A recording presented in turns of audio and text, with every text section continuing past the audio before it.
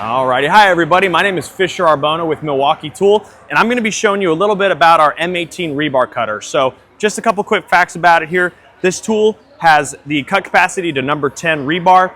It also has rapid stop, auto stop built into it, so if there's any bind ups while you're cutting through that rebar, it will stop on you and won't have that kickback on it.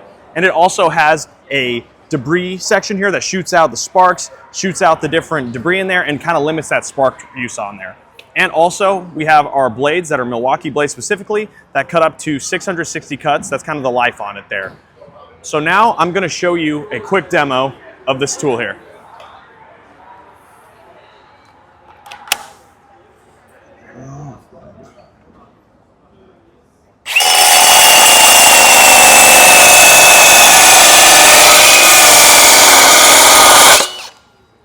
Alrighty, and this is our M18 rebar cutter.